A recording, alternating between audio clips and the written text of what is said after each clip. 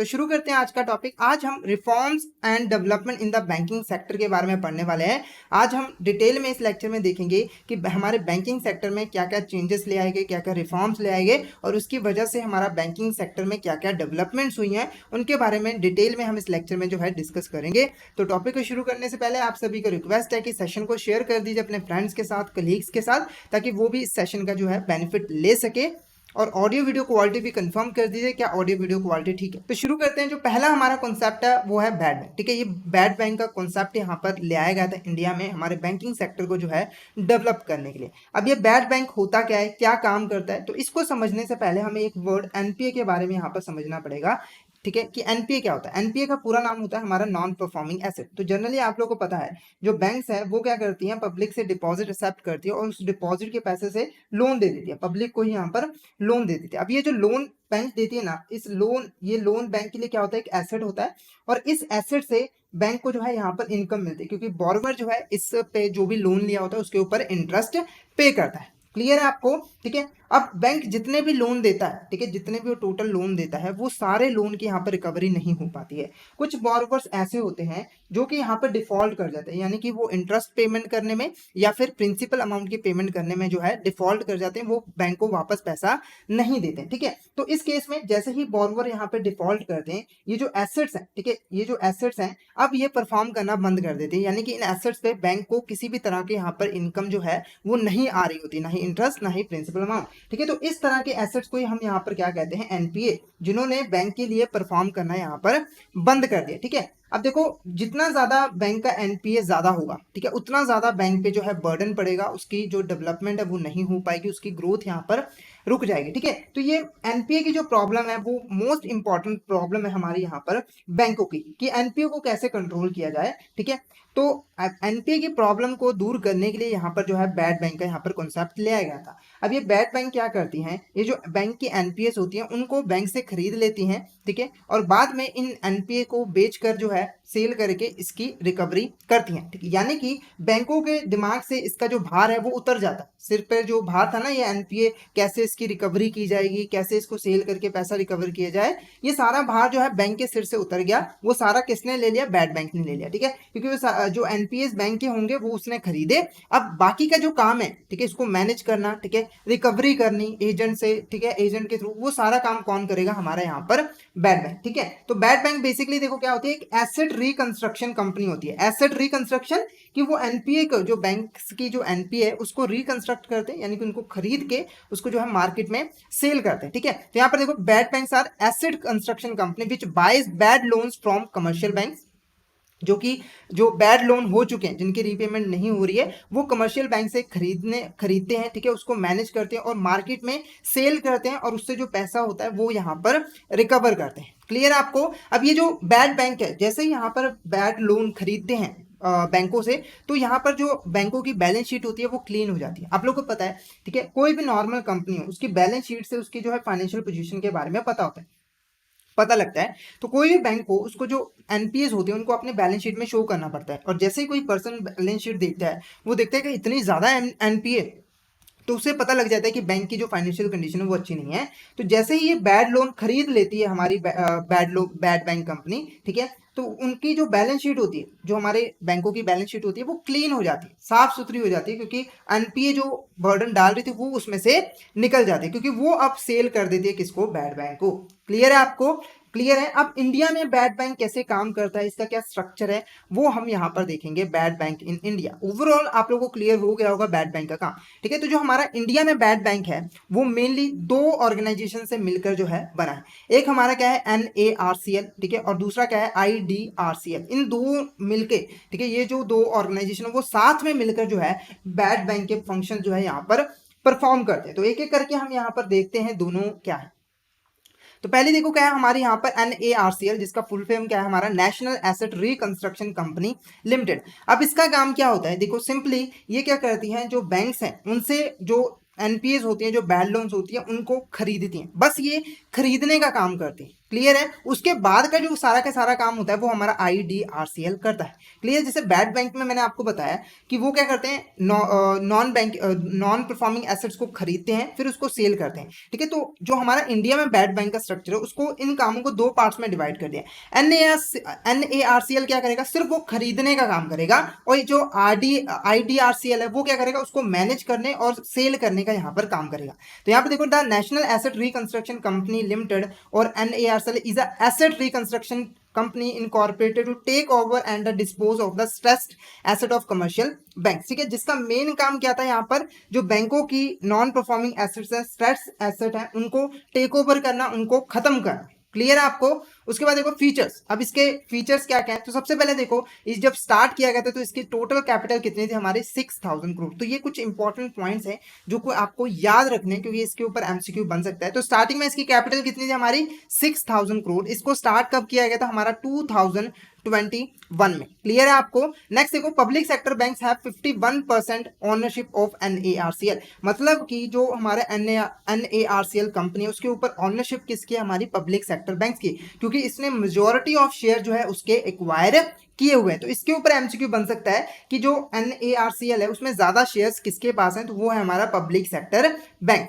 Clear है। Next देखो, how will NARCL जो है टेक ओवर बैड, वो बैंकों के जो बैड लोन्स है इनको जब बनाया गया था तो वो कैसे बैंकों के जो है बैड लोन्स यहाँ पर टेक ओवर करती। तो यहाँ पर देखो, स्टार्टिंग फेज में जब इसको स्टार्ट किया गया था, स्टार्टिंग फेज में यहाँ पर बोला गया था कि जो टोटल 2 लाख करोड़ रुपीस के जो NPAs है ना, वो बैंकों से ये खरीदेगा। जब इसको स्टार्ट किया गया था तो पहला इसका जो मोटिव रखा गया था, गोल रखा गया था कि 2 लाख करोड़ के जो NPAs है हमारे बैंकों के पास, उससे जो है ये खरीदेगा, उनको डिस्पोज ऑफ करेगा। ठीक है, अब जब ये 2 लाख करोड़ रुपए के NPA खरीदेगा, अब इसकी पेमेंट भी तो इसको करनी है, क्योंकि बैंक फ्री में थोड़ी अपने एसेट्स इसको देगा। तो इन्होंने, इनके बीच में कॉन्ट्रैक्ट हुआ था कि जो टोटल पैसा होगा, जो टोटल इस 2 लाख करोड़ रुपए का जितनी भी अमाउंट यहाँ पर पे करनी होगी हमारी NARCL को, उसका 50% जो है वो कैश में पे करेगा, और बाकी का जो 85% है वो सिक्योरिटीज की फॉर्म में जो है पे करेगा। यानी कि वो जो NARCL है अपनी सिक्योरिटीज को बैंक को यहाँ पर बेच देगा 85% की पेमेंट यहाँ पर करने के लिए। ठीक है, तो ये आपने ध्यान रखना है कि 15% यहाँ पर कैश की फॉर्म में और 85% सिक्योरिटीज को इशू करके यहाँ पर पैसा पे करेगा। क्लियर है। नेक्स्ट देखो, हमारे यहाँ पर बैंक्स बेनिफिटेड फ्रॉम NARCL। ठीक है, अब बैंक्स को NARCL का क्या यहाँ पर बेनिफिट मिला। सबसे पहला बेनिफिट देखोगे, रिजॉल्विंग स्ट्रेस एसेट। ठीक है, NARCL ने बैंकों को उसकी जो स्ट्रेस एसेट है उनको रिजॉल्व करने में, यानी कि डिस्पोज ऑफ करने में यहाँ पर हेल्प की। कैसे हेल्प की, उन्होंने जो है बैंकों से उसके NPA जो एसेट्स हैं उनको यहाँ पर खरीद दिया। उसके बाद help in better value realisation. ठीक है, बैंकों की यहाँ पर हेल्प हुई कि उन्होंने अपने नॉन परफॉर्मिंग एसेट्स की वैल्यू जो है वो यहाँ पर रियलाइज कर ली। उन्होंने NARCL को बेच दिया और उसकी जो वैल्यू है उनको यहाँ पर मिल गई। वैसे नहीं तो वो जो है ऐसे ही पड़े रहते, उनकी कोई वैल्यू जो है समय के साथ यहाँ पर कम ही होती। नेक्स्ट देखो क्या है, फ्रीइंग अप बैंक पर्सोनल। ठीक है, इन्होंने जो है बैंक में जो लोग काम करते हैं, जो एम्प्लॉयज हैं, उनको भी यहाँ पर फ्री कर दिया। कैसे फ्री किया, तो यहाँ पर देखो, जो नॉन परफॉर्मिंग एसेट है उनकी रिकवरी करने का काम इससे पहले किसके पास है, बैंक के पास है। उन्होंने ही जो बॉर्बर है उसके ऊपर प्रेशर बनाना है, बॉर्बर के पास जाना है, उनसे लोन मांगना है, इंटरेस्ट मांगना है। ठीक है, तो ये सारा काम कौन करते थे, बैंक के जो पर्सोनल होते थे, जो एम्प्लॉयज होते थे, वही इन कामों को जो है करते थे। पर NARCL ने क्या किया, अब वो एसेट खुद टेक ओवर कर ली और रिकवरी का जो भी काम है वो अब खुद करेंगे, जिससे जो हमारे बैंक पर्सोनल थे अब वो ये काम से जो है मुक्त हो गए और ये अदर फंक्शन पे ज्यादा यहाँ पर फोकस कर सकते थे। उसके बाद enhance bank ability to raise market capital. ठीक है, अब देखो, जो हमारी NARCL है उन्होंने जो बैंकों की बैलेंस शीट है उसको यहाँ पर जो है क्लीन कर दिया, नॉन परफॉर्मिंग एसेट को हटा दिया, जिसकी वजह से जो बैंकों की फाइनेंशियल पोजीशन है वो यहाँ पर अच्छी हो गई है ना। अब इसकी वजह से जो बैंक है वो आसानी से मार्केट से कैपिटल जो है वो रेज कर सकते हैं, लोगों से पैसा यहाँ पर जो है ले सकते हैं। उसके बाद इंप्रूव बैंक वैल्यूएशन, जो बैंक की वैल्यूएशन है, मतलब कि बैंक की क्या वैल्यू है, उसके शेयर्स कितने के बिकेंगे, कितने नहीं, वो सारा यहाँ पर करने में भी जो है NARCL ने हेल्प की। बैंकों की जो वैल्यूएशन है, उसकी जो वैल्यू है उसको यहाँ पर बढ़ाया। क्लियर है। नेक्स्ट हमारे यहाँ पर ऑर्गेनाइजेशन कौन सी है, India debt resolution company limited. ठीक है, तो यहाँ पर आप लोगों को क्लियर, मैंने स्टार्टिंग में बताया था कि इसका काम क्या था, जो भी NARCL ने एसेट्स खरीदे हैं उनको मैनेज करना और डिस्पोज, मतलब मैनेज करना और उसको जो है सेल करना और रिकवरी करना। यानी कि उसका काम सिर्फ खरीदने तक था, डिस्पोज ऑफ करने था। उसके बाद उसको बेचने से लेकर रिकवरी करने तक का सारा काम है वो इंडिया डेट रिजोल्यूशन कंपनी ही करती। तो यहां पर देखो, इसको सेटअप किया था नेशनल एसेट रिकंस्ट्रक्शन कंपनी के साथ में मिलकर काम करने के लिए। इसका काम क्या था? To sell off the bank stress asset in the market. Bank की जो स्ट्रेस एसेट है उसको सेल करना इसका मेन काम था। और इसके अंडर जो 51% शेयर्स हैं वो किसके? हमारे प्राइवेट सेक्टर एंटिटीज के। तो ये पॉइंट आपने याद रखना है कि जो हमारा ITRCL है उसके ऊपर ऑनरशिप किसकी? हमारी यहाँ पर प्राइवेट सेक्टर एंटिटीज की। क्लियर है आपको? क्योंकि उसने जो है 51% शेयर्स यहाँ पर ओन किए हुए हैं। तो दोनों में आपको डिफरेंस यहाँ पर क्लियर हो गया होगा। पहले के केस में पब्लिक सेक्टर बैंक की ओनरशिप है, यहाँ पर हमारा जो है प्राइवेट सेक्टर एंटिटीज की जो है यहाँ पर ऑनरशिप है। क्लियर है? नेक्स्ट देखो हमारे यहाँ पर ease of access and service excellence. तो ये भी हमारा एक प्रोग्राम था जिसको लॉन्च किया गया था हमारे बैंकिंग सेक्टर की डेवलपमेंट के लिए। ठीक है, अब ये है क्या, क्या काम करता है, क्या ऑब्जेक्टिव था? तो यहाँ पर देखो 2017-18 में जाकर जो हमारा पब्लिक सेक्टर बैंक था, ठीक है, उनकी जो एफिशिएंसी वो काफ़ी ज़्यादा कम हो गई थी, उनकी परफॉर्मेंस काफ़ी ज़्यादा यहाँ पर खराब हो गई थी, जिसकी वजह से उनकी जो एनपीएस थे वो लगातार बढ़ते जा रहे थे। ठीक है, तो यहाँ पर आके जो हमारे पब्लिक सेक्टर बैंक है उनकी परफॉर्मेंस को इंक्रीज करना जरूरी था, एफिशिएंसी को बढ़ाना जरूरी था, ताकि ये जो एनपीए की प्रॉब्लम है इसको यहाँ पर सॉल्व किया जा सके। ठीक है, तो ease of access and service excellence को ले आया इसलिए गया था कि जो पब्लिक सेक्टर बैंक्स हैं उनकी परफॉर्मेंस को यहाँ पर इंक्रीज किया जा सके। इसके जो मेन ऑब्जेक्टिव थे वो क्या थे कि जो हमारे ऐसे इनिशिएटिव लिए जाए जिसकी हेल्प से जो पब्लिक सेक्टर बैंक्स हैं उनकी प्रॉफिटेबिलिटी को इंक्रीज किया जाए। ठीक है, उसकी एसेट क्वालिटी को बढ़ाया जाए, यानी कि एनपीएस को कम से कम यहाँ पर किया जाए, और कस्टमर सर्विसेज जो है उनको भी यहाँ पर अच्छा बनाया जा सके, ताकि जो हमारे पब्लिक सेक्टर बैंक है उनकी प्रॉफिटेबिलिटी यहाँ पर इंक्रीज हो सके। क्लियर है? तो इस प्रोग्राम को लॉन्च किया गया था हमारा 2018 में, और इसको लॉन्च हमारी गवर्नमेंट और पब्लिक सेक्टर बैंक ने साथ में मिलकर जो है लॉन्च किया गया था। जो हमारी बोस्टन कंसल्टिंग ग्रुप है उसने ये जो है प्रोग्राम में जो जो इनिशिएटिव लेने थे उसके बारे में यहाँ पर लिखा था कि अगर हमें पब्लिक सेक्टर की परफॉर्मेंस इंक्रीज करनी है तो हमें ये इनिशिएटिव जो है लेने चाहिए। ठीक है, अब ये रिपोर्ट बनाने के बाद, लिखने के बाद इसने जो है इंडियन बैंक ऑफ एसोसिएशन को ये रिपोर्ट जो है वो सबमिट की। ठीक है, तो इंडियन बैंकिंग एसोसिएशन ने ये जो रिपोर्ट है उसको पब्लिश किया, यानी कि जारी किया, यानी कि अब इनको अपना के जो पब्लिक सेक्टर बैंक है वो यहाँ पर इजीली अपने परफॉर्मेंस को जो है इंक्रीज कर सकते हैं। तो आपने नाम याद रखने हैं। ठीक है, 2018 को लॉन्च किया गया था, गवर्नमेंट और पब्लिक सेक्टर बैंक ने साथ में मिलकर इसको लॉन्च किया था। जो बोस्टन कंसल्टिंग ग्रुप ने, उन्होंने ये इनिशिएटिव्स को यहाँ पर लिखा था, और जारी किसने किया था? इंडियन बैंक्स ऑफ एसोसिएशन ने। क्लियर है? तो इनके ऊपर एमसीक्यू बन सकता है। नेक्स्ट देखो, अब ये जो ईज के प्रोग्राम थे, ठीक है, जो अलग अलग इनिशिएटिव लेने थे, तो समय समय पर जो है अलग अलग यहाँ पर जो ईज के प्रोग्राम जो है लॉन्च किए गए, जिससे पब्लिक सेक्टर बैंक की परफॉर्मेंस को इंक्रीज किया जा सके। टोटल यहाँ पर हमारे 5 प्रोग्राम जो है लॉन्च किए गए अभी तक, ईज 1.0 से लेकर ईज 5.0 तक, जिसमें अलग अलग यहाँ पर इनिशिएटिव लिए गए हमारी जो पब्लिक सेक्टर बैंकिंग है उनकी जो है इंप्रूवमेंट करने के लिए, उनकी परफॉर्मेंस को इंक्रीज करने के लिए। क्लियर है? तो जो ईज 1.0 वो हमारा 2018 में लॉन्च किया गया था, इसका भी वही ऑब्जेक्टिव था, प्रॉफिटेबिलिटी इंक्रीज करनी है, कस्टमर सर्विसेज बढ़ानी है। ठीक है, पर जो मेन ऑब्जेक्टिव था इसके साथ साथ वो क्या था? जो हमारी नॉन परफॉर्मिंग एसेट्स है उसको यहाँ पर जो है कम से कम करना। ठीक है, नॉन परफॉर्मिंग एसेट को कम से कम यहाँ पर करना, ताकि जो एसेट क्वालिटी है उसको यहाँ पर इंक्रीज किया जा सके। ठीक है, और काफी तक यहाँ पर सफलता जो है प्राप्त की थी इसमें। नेक्स्ट देखो, ईज 2.0 आया, इसके बाद हमारे ईज 2.0 आया। ठीक है, ये हमारा ईज 1.0 था, उसी को यहाँ पर फॉलो करता है, और उसके बेस पे भी जो ईज 2.0 है ये बनाया गया था। इसमें मेनली जो है 6 एरियाज पे जो है बात की गई थी कि इसमें हमें रिफॉर्म्स ले आने हैं। अब वो 6 एरियाज कौन कौन से हैं वो हम यहाँ पर डिस्कस करते हैं। तो पहला देखो क्या है? Customer responsiveness.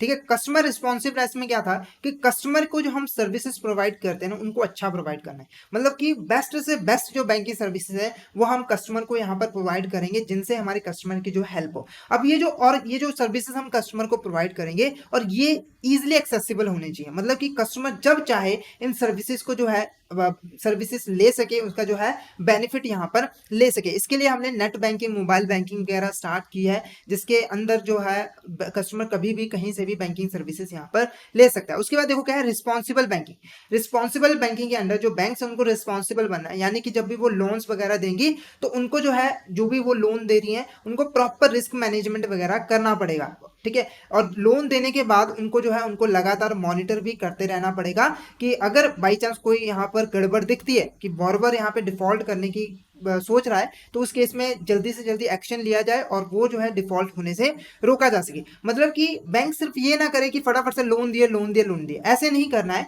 Proper risk measurement करनी है कि जो बॉर्बर को हम लोन दे रहे हैं क्या वो लोन हमें वापस भी कर पाएगा कि नहीं कर पाएगा, उसकी कैपेसिटी है कि नहीं, उसको इनकी इनकम आती है कि नहीं, वो सब यहाँ पर मेजर करना जरूरी होता है। क्योंकि एनपीए होने का मेन रीजन क्या है कि जो बॉर्बर है वो लोन तो ले लेता है पहले बाद में, पर उसके पास कैपेसिटी नहीं है वो वापस करने की, जिसकी वजह से लोन जो है एनपीए में आ जाते हैं। तो बैंकिंग को ये ध्यान रखना है। उसके बाद क्रेडिट ऑफटेक, ठीक है। क्रेडिट ऑफटेक में बैंकिंग को काम करना है कि जो वो कस्टमर को लोन वगैरह प्रोवाइड करते हैं, क्रेडिट प्रोवाइड करते हैं, वो इजिली प्रोवाइड किए जा सके।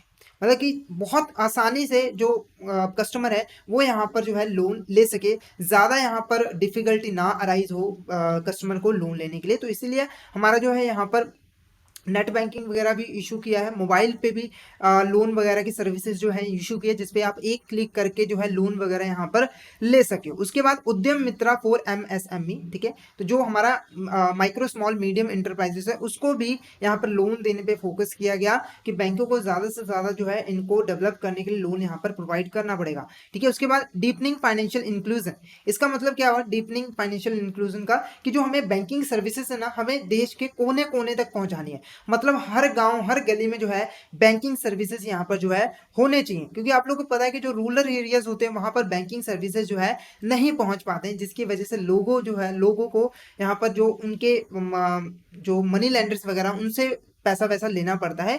तो इस चीज़ को दूर करने के लिए जो है बैंकिंग सर्विसेज हर जगह फैलाने की यहाँ पर बात की गई, ताकि हर कोई बैंकिंग की सर्विस ले सके और उनकी डेवलपमेंट हो सके। क्लियर है। नेक्स्ट देखो इंश्योरिंग आउटकम्स गवर्नेंस एचआर, ठीक है। इसमें बात की गई थी जो हमारे बैंक्स के एम्प्लॉयज वगैरह हैं, ठीक है, जो एचआर हैं ह्यूमन रिसोर्स हैं, उनको यहाँ पर डेवलप करना है, उनको प्रॉपर यहाँ पर ट्रेनिंग देनी है। क्योंकि आखिर में उन्होंने ही तो यहाँ पर कस्टमर के साथ डीलिंग करनी है, तो उनको प्रॉपर यहाँ पर ट्रेनिंग करनी है ताकि वो अच्छे से यहाँ पर फाइनेंशियल सर्विसेज को प्रोवाइड कर सके, जिससे ओवरऑल हमारे जो बैंकों की जो परफॉर्मेंस है वो यहाँ पर इंक्रीज हो सके। क्लियर है आपको?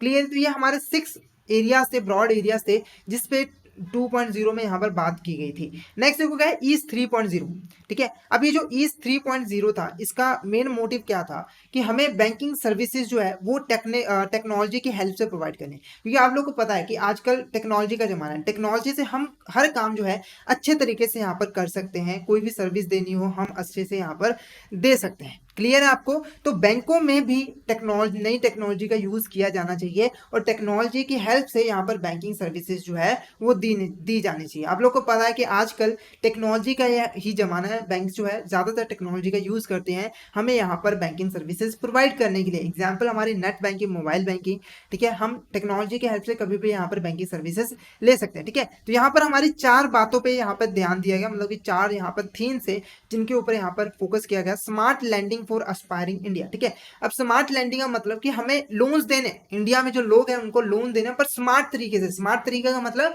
कि टेक्नोलॉजी के हेल्प से हम यहाँ पर लोन देंगे। आप लोगों को पता है 1 क्लिक क्रेडिट चल रहा है, ठीक है, जिसमें आप सिर्फ एक क्लिक से कोई भी यहाँ पर लोन वगैरह ले सकते हो। तो वो हमारा पार्ट किसका होता है? हमारा स्मार्ट लैंडिंग, ठीक है, टेक्नोलॉजी हेल्प से यहाँ पर लोन देना। Next hard wiring sound banking through IT system, ठीक है। तो हार्ड वायरिंग का मतलब क्या होता है? इलेक्ट्रॉनिक फॉर्म में पैसे को एक जगह से दूसरी जगह ट्रांसफर करना, मतलब कि एक अकाउंट से दूसरे अकाउंट में हम जो है यहाँ पर पैसे को ट्रांसफर कर सकते हैं, ठीक है।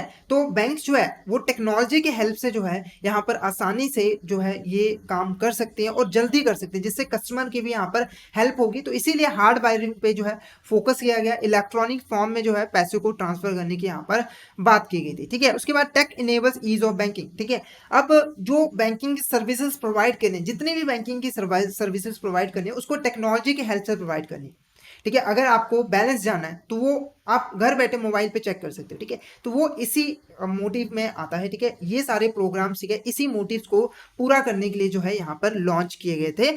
टेक्नोलॉजी सारे कामों में जो है टेक्नोलॉजी का यहाँ पर यूज करना है, ठीक है। जैसे आप लोगों को पता है पासबुक पे एंट्री करानी होती है, पहले क्या होता था कि हमें उस एम्प्लॉय के पास जाना पड़ता था, पर आप लोगों को पता है मशीन्स भी लग गई हैं, ठीक है। तो आप सीधा मशीन में डालते हो और आपको जो है यहाँ पर मिल जाता है, ठीक है। तो यहाँ पर टेक्नोलॉजी के हेल्प से आप एंट्रीज वगैरह यहाँ पर करवा पाते हो, तो इससे हमारी जो सर्विसेज है वो यहाँ पर हाई होती है, हम कस्टमर को अच्छी यहाँ पर सर्विसेज प्रोवाइड करते हैं। नेक्स्ट देखो governance and outcome centric HR, तो एचआर को भी जो है टेक्नोलॉजी से रूबरू कराना है, उनको भी यहाँ पर ट्रेनिंग वगैरह प्रोवाइड करनी है। तो ये चार हमारे इंपॉर्टेंट थीम्स है जिनके बारे में यहाँ पर बात की गई थी ईज 3.0 में।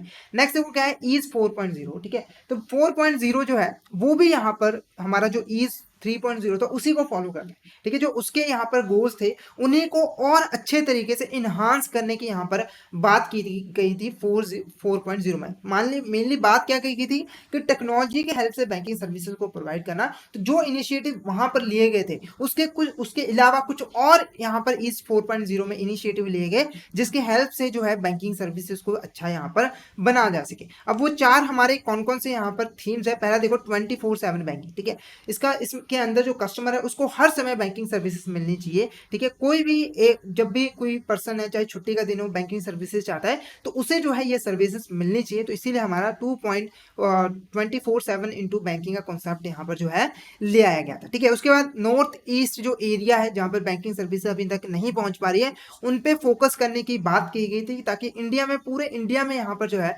बैंकिंग सर्विसेज मिल सके। जो बैड बैंक है उसको इस्टेब्लिश करने की बात की गई थी वो हमने ऑलरेडी देखा था, ठीक है। तो बैड बैंक को इस्टेब्लिश करें ताकि जो बैंकों की एनपीएस है वो ज्यादा से ज्यादा यहाँ पर कम हो। उसके बाद raising funds outside the banking sector, ठीक है। तो यहाँ पर बैंकिंग सेक्टर के अलावा जो हमारे एनबीएस वगैरह है वहां से भी फंड रेज करने की यहाँ पर बात की गई थी ताकि हमारा जो फाइनेंशियल सिस्टम है वो ओवरऑल यहाँ पर बढ़िया बन सके।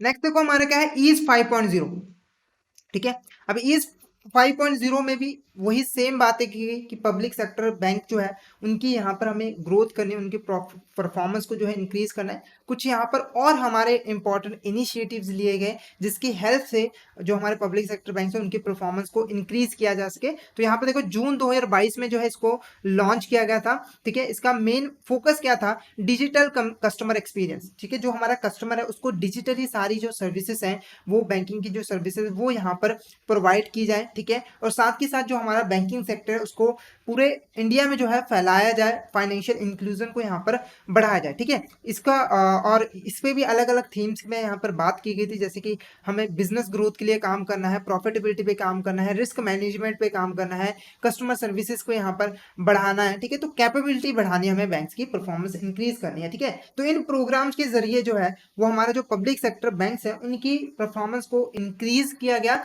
और काफी हद तक ये प्रोग्राम जो है वो सक्सेसफुल रही। हमारे जो बैंक्स हैं उनकी जो है यहाँ पर फाइनेंशियल पोजीशन काफी ज्यादा यहाँ पर अच्छी हो गई थी, उनकी परफॉर्मेंस काफी इंक्रीज हो गई थी, ठीक है। नेक्स्ट देखो हमारे यहाँ पर इंफ्रास्ट्रक्चर फाइनेंसिंग, ठीक है। अब ये इंफ्रास्ट्रक्चर फाइनेंसिंग क्या होता है, तो आप लोगों को पता है कि जो हमारा देश का इंफ्रास्ट्रक्चर होता है उसको डेवलप करना यहाँ पर बहुत ज्यादा जरूरी होता है ना। अब इंफ्रास्ट्रक्चर को डेवलप करने के लिए कई सारे यहाँ पर प्रोजेक्ट जो है वो करने पड़ते हैं, ठीक है। प्रोजेक्ट कंडक्ट करने पड़ते हैं जैसे कि हाईवेज प्रोजेक्ट हो गए, हमारे रोड प्रोजेक्ट हो गए, उनको करने के लिए हमें पैसे की जरूरत होती है, ठीक है। तो वो जो पैसा हम यहाँ पर इंफ्रास्ट्रक्चर प्रोजेक्ट में लगाते हैं उसी को हम यहाँ पर क्या कहते हैं इंफ्रास्ट्रक्चर फाइनेंसिंग। यानी कि infrastructure financing refers to the funding of project और business related with the infrastructure, ठीक है। जो पैसा, ठीक है, जो पैसा हम यहाँ पर इंफ्रास्ट्रक्चर प्रोजेक्ट में लगाते हैं या फिर जो उन बिजनेसेस को देते हैं जो कि इंफ्रास्ट्रक्चर प्रोजेक्ट से रिलेटेड होते हैं, ठीक है, उसे हम यहाँ पर क्या कहते हैं इंफ्रास्ट्रक्चर फाइनेंसिंग। अब किसी भी देश में जो है इंफ्रास्ट्रक्चर एक इंपॉर्टेंट रोल प्ले करता है, ठीक है। किसी भी देश का अगर आपको ग्रोथ जाननी हो तो आप देख सकते हो कि उसका इंफ्रास्ट्रक्चर कितना डेवलप है। जितना ज्यादा उसका इंफ्रास्ट्रक्चर डेवलप होगा, रोड हाईवेज अच्छे बने होंगे, हॉस्पिटल्स अच्छे बने होंगे, उतनी ज्यादा कंट्री की जो है ग्रोथ होती है। तो इसीलिए जो है कंट्री को जरूरत होती है कि वो जो है अपने इंफ्रास्ट्रक्चर को ज्यादा से ज्यादा यहाँ पर डेवलप करें, ठीक है। अब जो हमारा इंफ्रास्ट्रक्चर प्रोजेक्ट होते हैं उसमें हमें फंड्स की बहुत ज्यादा जरूरत पड़ती है क्योंकि आप लोगों को पता है कि ये जो इंफ्रास्ट्रक्चर प्रोजेक्ट होते हैं एक तो लंबे समय चलते हैं और बड़े बड़े प्रोजेक्ट होते हैं, तो इसमें लिए फंड्स की यहाँ पर ज्यादा यहाँ पर जरूरत होती है। तो जो बैंक्स होती हैं वो इंफ्रास्ट्रक्चर फाइनेंस में काफी इंपॉर्टेंट रोल जो है प्ले करती है, वो यहाँ पर फंड्स प्रोवाइड करते हैं इंफ्रास्ट्रक्चर प्रोजेक्ट के लिए, ठीक है। तो हम यहाँ पर उसी के बारे में देखेंगे। तो टॉपिक देखो हमारा क्या है, channels for financing infrastructure in India. India के अंडर इंफ्रास्ट्रक्चर को फाइनेंस करने के लिए हमारे कौन कौन से चैनल्स होते हैं। तो यहाँ पर देखो सबसे पहले गवर्नमेंट यहाँ पर पैसा दे सकती है, डेवलपमेंट फाइनेंशियल इंस्टीट्यूशन वो यहाँ पर पैसा दे सकती है, commercial banks, non banking financial companies, insurance companies, external commercial borrowings, foreign direct investment. तो ये कुछ हमारे चैनल्स होते हैं जिनके थ्रू जो इंफ्रास्ट्रक्चर है उसको यहाँ पर फाइनेंस किया जाता है, इंफ्रास्ट्रक्चर प्रोजेक्ट के लिए फाइनेंस जो है प्रोवाइड किया जा सकता है। ठीक है, नेक्स्ट देखो क्या है, कैरेक्टरिस्टिक्स ऑफ इंफ्रास्ट्रक्चर फाइनेंसिंग। अब जो इंफ्रास्ट्रक्चर हमारा फाइनेंस है उसके कैरेक्टरिस्टिक्स क्या है, तो पहला देखो क्या है, लॉन्गर मेच्योरिटी। अभी जो हमारे इंफ्रास्ट्रक्चर प्रोजेक्ट्स होते हैं, ठीक है, वो लॉन्ग ड्यूरेशन के लिए चलते हैं, यानी कि और इस पे जो फंड्स लगाया जाता है, जो लोन वगैरह कंपनीज देती हैं, वो भी लगभग जो है लॉन्ग ड्यूरेशन के लिए ही दिए जाते हैं। ठीक है, यहाँ पे जो नॉर्मली लोन दिया जाता है उसकी जो मेच्योरिटी होती है वो हमारी 5 से लेकर 40 तक होती है, मतलब काफ़ी ज़्यादा यहाँ पे लॉन्गर मेच्योरिटी होता है। बैंक को जब ये लोन वगैरह देती है तो उनको काफ़ी यहाँ पे जो है रिस्क फेस करना पड़ता है, क्योंकि लॉन्ग ड्यूरेशन में आप लोग को पता है कि चेंजेस इफेक्ट कर सकते हैं। नेक्स्ट देखो क्या है, लार्जर अमाउंट। ठीक है, लॉन्गर मेच्योरिटी के साथ साथ इसमें जो अमाउंट इन्वेस्ट की जाती है वो भी काफ़ी ज़्यादा यहाँ पर होती है। ठीक है, नेक्स्ट हमारा हायर रिस्क। अब क्योंकि ये देखो इसमें लॉन्गर मेच्योरिटी है, लार्जर अमाउंट है, तो इन दोनों की वजह से इसमें रिस्क भी बहुत ज़्यादा हाई होता है। तो बैंक जब भी यहाँ पे लोन वगैरह प्रोवाइड करती है तो वो प्रॉपर रिस्क मैनेजमेंट करना पड़ता है उनको, क्योंकि अगर उन्होंने लोन दिया, ठीक है, और प्रोजेक्ट कहीं फेल हो गया तो उनका पैसा जो है वापस मिलना यहाँ पर मुश्किल हो जाता है। तो ये हमारे कुछ इंपॉर्टेंट कैरेक्टरिस्टिक्स है किसके, हमारे इंफ्रास्ट्रक्चर फाइनेंसिंग है। नेक्स्ट देखो हमारा यहाँ पर national bank for infrastructure and development, जिसको हम शॉर्ट में NABFID भी कहते हैं। ठीक है, अब ये जो बैंक बनाई गई थी वो मेनली बनाई गई थी इंफ्रास्ट्रक्चर को डेवलप करने के लिए। इसका मेन काम क्या था, जो भी हमारे इंफ्रास्ट्रक्चर प्रोजेक्ट होते हैं, ठीक है, और जो बिजनेसेस होते हैं जो इंफ्रास्ट्रक्चर से रिलेटेड काम करते हैं, उनको क्रेडिट फैसिलिटीज प्रोवाइड करना, ताकि वो उस पैसे को यूज कर सके और इंफ्रास्ट्रक्चर डेवलप करे और हमारी कंट्री की भी यहाँ पर डेवलपमेंट हो। ठीक है, तो यहाँ पर देखो ये खुद तो पैसा देता ही था, क्रेडिट फैसिलिटी जो प्रोवाइड करता था वो खुद तो देता ही था,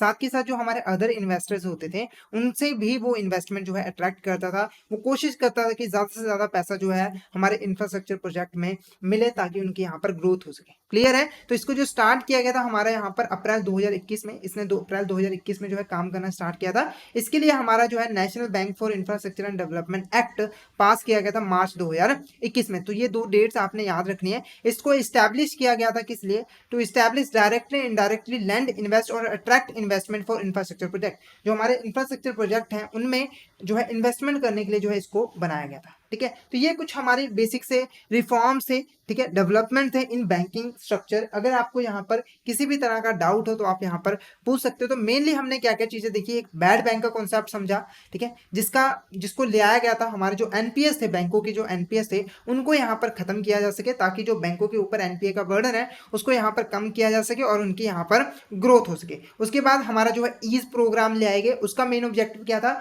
जो हमारे पब्लिक सेक्टर बैंक से उनकी परफॉर्मेंस को इंक्रीज करना, उनकी ग्रोथ करना, उनकी प्रॉफिटेबिलिटी को इंक्रीज करना। उसके अंडर हमारे 5 जो ईज के प्रोग्राम है उनको हमने जो है लॉन्च किया था, और डिफरेंट डिफरेंट इनिशिएटिव उस प्रोग्राम्स में हमने यहाँ पर लिए थे। उसके बाद हमने इंफ्रास्ट्रक्चर फाइनेंसिंग भी देखी कि इंफ्रास्ट्रक्चर फाइनेंसिंग में भी काफी यहाँ पर रिफॉर्म्स आए, जैसे कि national bank for infrastructure and development को यहाँ पर बनाया गया, जिसकी वजह से इंफ्रास्ट्रक्चर प्रोजेक्ट को यहाँ पर फाइनेंस मिलने लग गया। क्लियर है, तो अब इससे रिलेटेड हम कुछ इंपॉर्टेंट यहाँ पर क्वेश्चंस देखते हैं। तो पहला क्वेश्चन देखो क्या है, 51 of shares of NARCL is owned by, ठीक है, जो हमारा NARCL है, ठीक है, जो कि एसेट रिकंस्ट्रक्शन कंपनी थी, उसके 51% शेयर्स कौन ओन करता है? क्या वो प्राइवेट सेक्टर बैंक है, क्या वो पब्लिक सेक्टर बैंक है, या फिर फाइनेंशियल इंस्टीट्यूशन है, या फिर नन ऑफ द अबव? तो फटाफट से इसका आंसर बता दीजिए, इसका आंसर क्या होगा? फटाफट से इसका आंसर बता दीजिए, इसका आंसर क्या होगा? क्या वो प्राइवेट सेक्टर बैंक है, पब्लिक सेक्टर बैंक है, या फिर फाइनेंशियल इंस्टीट्यूशन? हमने स्टार्टिंग में जब इसका मीनिंग किया था तो हमने देखा था कि 51% शेयर्स कौन यहाँ पर ओन करता है। तो आंसर देखो हमारा option B, option B is a correct answer, public sector bank is a correct answer. इसके NARCL के ऊपर ऑनरशिप किसकी? हमारे पब्लिक सेक्टर बैंक की। नेक्स्ट है यहाँ पर देखो हमारा, the government of India has set up debt resolution company limited, it will work in coordination with which entity, यानी कि इसको किस एंटिटी के साथ में मिलकर जो है काम करने के लिए बनाया गया। ठीक है, तो आपको पता है इंडिया डेट रिजोल्यूशन कंपनी का काम क्या था, जो हमारे बैंकों की स्ट्रेस एसेट्स थी उसको यहाँ पर सेल करना। तो आपने बताना है कि किस कंपनी के साथ में मिलकर इसने काम करना था, क्या वो national asset reconstruction company limited थी, या फिर रिजर्व बैंक ऑफ इंडिया थी, या फिर एसोसिएशन ऑफ म्यूचुअल फंड्स थी, या फिर securities exchange board of India थी? तो फटाफट से इसका आंसर बता दीजिए, किस ऑर्गेनाइजेशन के साथ में मिलकर इसने जो है काम अपना परफॉर्म करना था?